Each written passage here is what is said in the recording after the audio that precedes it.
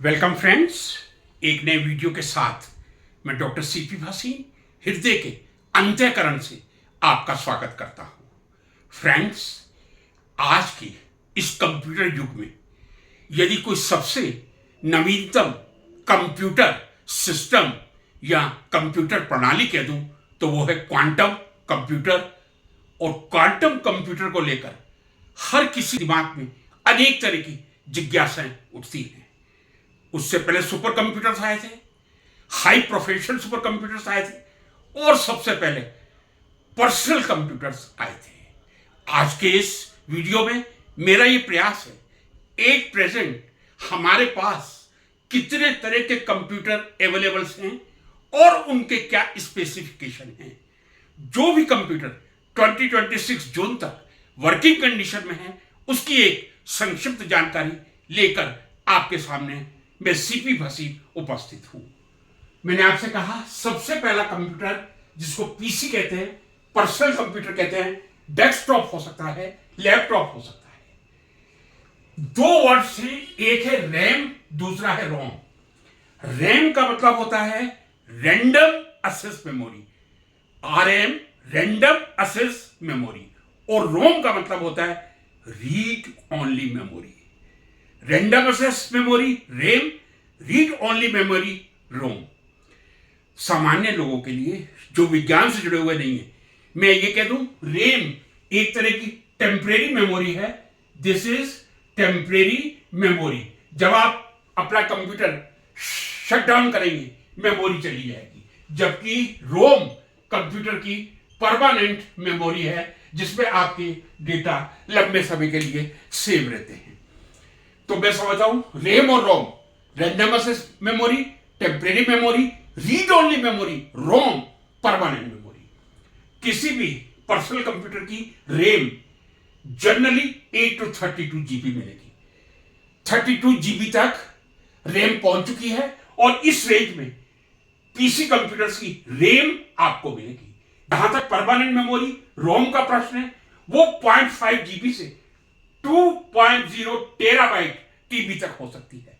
तो एक personal computer जिसकी रैम 8 to 32 जीबी और रोम 0.5 जीबी टू 2 टीबी टेराबाइट, लगभग 20,000 काफी लो लेवल और 2 लाख तक एक अच्छा आप डेस्कटॉप ले सकते हैं।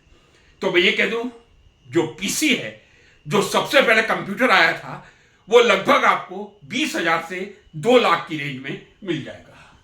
दूसरा नंबर आता है high gaming computer and working station, जो गेमिंग के काम आते हैं। दूसरा शब्द है वर्किंग स्टेशन। वर्किंग स्टेशन का मतलब है जहां बहुत ज्यादा डेटा का एनालिसिस किया जाता है। बहुत ज्यादा डेटा का एनालिसिस सिंगल कंप्यूटर के माध्यम से किया जाता है। यह मैं साथ में ऐड कर दूं, जहां सिंगल कंप्यूटर के माध्यम से बहुत हैवी डेटा का एनालिसिस किया जाता है, उसे high gaming work station, high gaming और वर्क स्टेशन कंप्यूटर कहते हैं। इसकी जो temporary memory RM, random access memory 32 to 128 GB है, जबकि हाई गेमिंग या वर्क स्टेशन की permanent memory, read only memory या रोम 60 to 120 टेराबाइट है। इसकी कीमत शुरुआती बहुत प्रिलिमिनरी लेवल पे आपको 1.5-2 लाख का मिल जाएगा, लेकिन जो टॉप क्लास गेमिंग कंप्यूटर या वर्क स्टेशन मिलेगा वो 60 लाख तक कीमत पहुंच सकती है। उसके बाद नंबर आता है ultra high professional. This is work station और गेमिंग अल्ट्रा हाई प्रोफेशनल, जहां बहुत ही कॉम्प्लिकेटेड डेटा का आप एनालिसिस कर रहे हैं, लेकिन सिंगल कंप्यूटर से कर रहे हैं। सिंगल कंप्यूटर से सुपर जेन डेटा का analysis ultra high professional computer से कर सकते हैं। इसकी RAM temporary memory 2 to 8 terabyte है, जबकि रोम, रीड ओनली मेमोरी और परमानेंट मेमोरी 128 गीगाबाइट से कई टेराबाइट तक हो सकती है। इसकी जो कीमत है अल्ट्रा हाई प्रोफेशनल कंप्यूटर की 10 से 60 लाख रुपए, मीन 10 लाख से 60 लाख के बीच में आप अल्ट्रा हाई प्रोफेशनल कंप्यूटर खरीद सकते हैं, जिसकी रैम 2 to 8, 2 से लेकर 8 टेराबाइट और रोम 128 GB to many terabytes it might be, and price range is 10 lakh to 60 lakh। Super computers जिसकी काफी चर्चा आज से 20 साल 15 साल पहले चली थी। अब सुपर कंप्यूटर का क्या मतलब है ये मैं पहले आपको एक्सप्लेन कर दूं।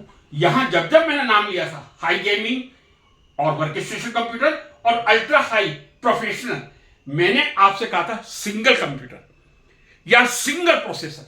यदि आप कई कंप्यूटर्स को या कई प्रोसेसर्स को एक प्लेटफॉर्म पर कनेक्ट करके डेटा एनालाइज करते हैं, फिर मैं रिपीट करूंगा, कई प्रोसेसर्स एक साथ काम करके या कई कंप्यूटर एक साथ कनेक्ट होके एक प्लेटफॉर्म पे काम करते हैं, उसको सुपर कंप्यूटर कहा जाता है। कितने कंप्यूटर या प्रोसेसर एक साथ काम कर सकते हैं? लगभग 1100 कंप्यूटर एक प्लेटफॉर्म पे काम कर सकते हैं। सुपर कंप्यूटर की जो रीड ओनली मेमोरी है, आप देखिए पीसी की 8 से 32 GB थी, 9 to 11 पेटाबाइट है। अब यहां भी मैं एक्सप्लेन कर दूं, पेटाबाइट का मतलब यानी 1024 TB, और जो 1 TB है वो 1024 GB के बराबर होगा। यानी ये मैं पेटाबाइट पे आ जाऊं, 1024 TB या 10,48,576 GB। जो आप देख रहे हैं 8 to 32 GB डेस्कटॉप, लैपटॉप या पीसी में, वो यहां गीगाबाइट में 10 लाख से ऊपर चली जाती है टेम्परेरी मेमोरी। और यदि परमानेंट मेमोरी की बात कहूं तो ये 700 पेटाबाइट टू 1 एक्साबाइट होती है। यानी मैं ये कह दूं 1024 exabyte is equal to 1 petabyte. इतनी high memory, temporary memory, read on random access memory 9 to 11 petabyte, but ROM read only permanent memory 700 petabyte to 1 exabyte. इसकी जो प्राइस है 10 करोड़ से 4000 करोड़ के बीच में है। भारत में लगभग इस समय मैं समझता हूं 37 या 38 सुपर कंप्यूटर हैं। तो इसी रेंज आप देख लीजिए, 10 CR और मैक्सिमम जो सुपर कंप्यूटर जाएगा जिसकी कैपेसिटी बहुत ज्यादा होगी, और मैं समझता हूं जिसकी रोम 1 एक्साबाइट हो या रैम 11 पेटाबाइट हो, बहुत अच्छा प्रोसेसर हो, वो 4000 करोड़ रुपए तक जाता है। सुपर कंप्यूटर की बात कर ली। सुपर कंप्यूटर और कंप्यूटर में मैं बहुत सिंपल भाषा में अंतर कहता हूं। कंप्यूटर एक काम कर रहा है, सुपर कंप्यूटर का मतलब है आप कई कंप्यूटर्स को, कई प्रोसेसर्स को एक प्लेटफॉर्म पे लाकर जीएन कैलकुलेशन करें।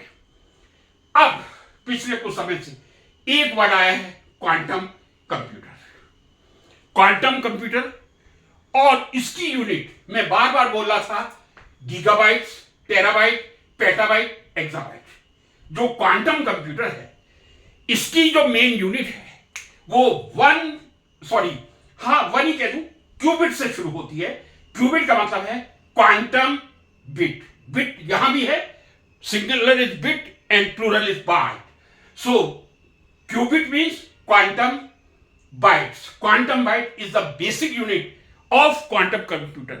किसी भी क्वांटम कंप्यूटर में आपको रैम और रोम नहीं मिलेगा। रैम रोम वर्ड का यूज ही नहीं हो सकता, रीड ओनली और random access memory, no, that is always qubit.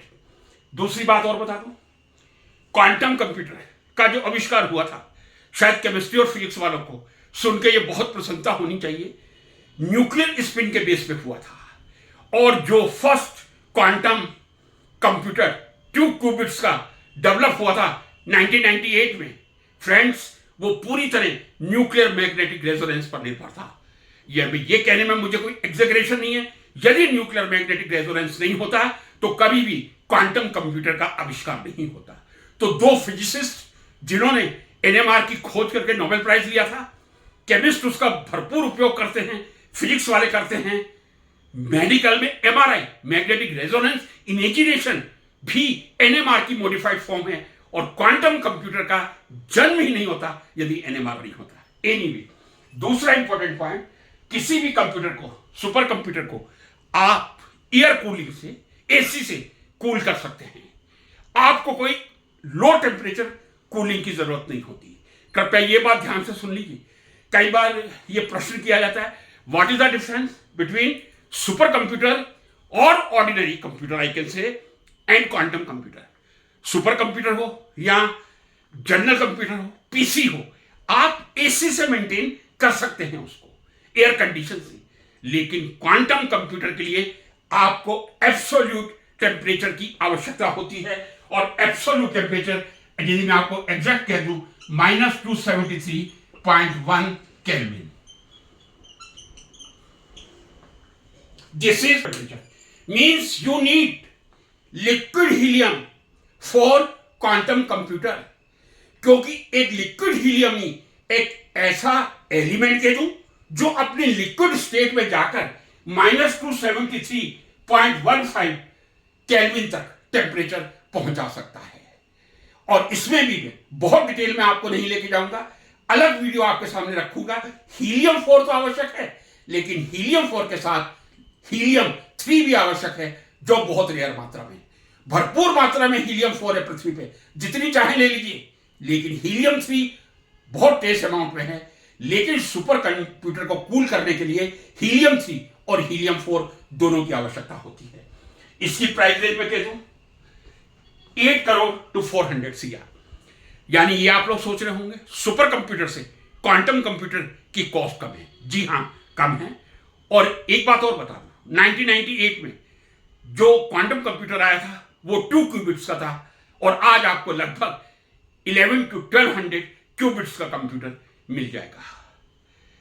अब आपके दिमाग में एक प्रश्न आ रहा होगा, क्या आवश्यकता है सुपर कंप्यूटर की, क्या आवश्यकता है क्वांटम कंप्यूटर की? मैं बहुत आपको स्पष्ट कर देना चाहूंगा, ये जो आप वेदर एनालिसिस सुनते हैं, मौसम का अनुमान सुनते हैं, डे बाय डे आपको लगता होगा कि अब एक्यूरेसी बढ़ रही है। जो वेदर फोरकास्टिंग है वो आप सुपर कंप्यूटर के माध्यम से लेते हैं, आप क्वांटम कंप्यूटर से वेदर फोरकास्टिंग नहीं कर सकते। दूसरा इंपॉर्टेंट प्रश्न आपको क्लियर कर रहा हूं, माइंड में रख लीजिए। एआई चल रहा है, लोग सोच रहे होंगे यदि क्वांटम कंप्यूटर आ गया तो अब तो हम एआई की किसी भी कैटेगरी या हाइट तक जा सकते हैं। जी नहीं, आज की तारीख में एआई के लिए क्वांटम कंप्यूटर बिल्कुल काम नहीं करेगा। आर्टिफिशियल इंटेलिजेंस एआई के लिए आपको सुपर कंप्यूटर काम में लेना पड़ेगा। मैं ये नहीं कह रहा कि भविष्य में क्वांटम कंप्यूटर एआई की प्रोग्रेस को और आगे बढ़ाएगा, बिल्कुल बढ़ा सकता है 10-15 साल के बाद। लेकिन अभी पूछा जाए, सुपर कंप्यूटर एआई के लिए बेस्ट कंप्यूटर है, क्वांटम कंप्यूटर की कोई आवश्यकता नहीं है। वेदर फोरकास्टिंग के लिए सुपर कंप्यूटर की आवश्यकता है, क्वांटम कंप्यूटर की कोई आवश्यकता नहीं है। लेकिन एक स्पेसिफिक प्रॉब्लम को सॉल्व करने के लिए, सिमुलेशन के लिए यदि किसी कंप्यूटर की आवश्यकता होती है तो वो क्वांटम कंप्यूटर ही है। क्वांटम कंप्यूटर एक पर्टिकुलर प्रॉब्लम को सॉल्व करता है। मैं आपको एक एग्जांपल दे रहा हूं, शायद मैं कहीं 4 लेन कहते हैं, 8 लेन कहते हैं, लेकिन जब रोड्स अलग अलग डाइवर्ट हों, ऐसा कोई रास्ता है जो 10 अलग अलग दिशाओं में जा रहा होगा, तो मैं यही आपसे कहूंगा, कंप्यूटर, सुपर कंप्यूटर या मैं यदि व्यक्तिगत होऊंगा, आप होंगे, पहले रास्ते पे जाएंगे, क्या ये रास्ता सही है, वापिस आएंगे, दूसरे पे जाएंगे, यानी आप 10 जो रूट हैं उसको टेस्ट करेंगे। क्वांटम कंप्यूटर क्या करेगा, 10 रूट को एक साथ एनालाइज करेगा। अब आप एक रूट पे जाएं, वापिस आए, दूसरे पे जाएं, कितना टाइम लगेगा आपको? यही विशेषता है क्वांटम कंप्यूटर की कि वो सभी सिस्टम एक साथ सिमुलेट करता है। यही कारण है कि हम जो क्लासिकल कंप्यूटर हैं, सुपर कंप्यूटर या बेसिक कंप्यूटर, उसमें 0 या 1 दो ही पोजीशन हो सकती हैं, लेकिन क्वांटम कंप्यूटर इसलिए सुपर कंप्यूटर है, सॉरी सुपर कंप्यूटर नहीं कहना चाहिए, सुपर कंप्यूटर कह दूं। क्वांटम कंप्यूटर क्यों सिमुलेशन से 10 रूट को एक साथ या 1000 को, ये मैं एग्जांपल दे रहा हूं, एक साथ एनालाइज कर सकता है, क्योंकि यहां 0 या 1 तक लिमिटेशन नहीं है। जो सुपर कंप्यूटर में वैल्यू 0 या 1, 0 और 1 के बीच की जो सुपर पोजिशन है, उस सुपर पोजिशन को भी क्वांटम कंप्यूटर ही यूज करके एनालाइज कर सकता है। तो क्वांटम कंप्यूटर, बहुत सरल भाषा में मैं कहूं, क्वांटम बेस जिसका आविष्कार ही न्यूक्लियर मैग्नेटिक रेजोनेंस के आधार पर हुआ था, एनएमआर नहीं होता तो क्यों क्वांटम कंप्यूटर नहीं होता, ये कहने में मुझे कोई एग्जैगरेशन नहीं है। कूल करने के लिए -273.5 एब्सोल्यूट जीरो जो हीलियम 3 और हीलियम 4 के माध्यम से आता है। सिमुलेशन करता है 0 और 1 तक सीमित नहीं, 0 और 1 की जितनी बीच की पोजीशन है सबको कवर करता है। यह मेरा प्रयास था। जो कंप्यूटर अवेलेबल है, पीसी या हाई स्टेशन या सुपर कंप्यूटर या क्वांटम कंप्यूटर, उसकी प्रीलिमिनरी जानकारी आपके सामने पेश करूं। आशा है आपको पसंद आई होगी। नमस्कार।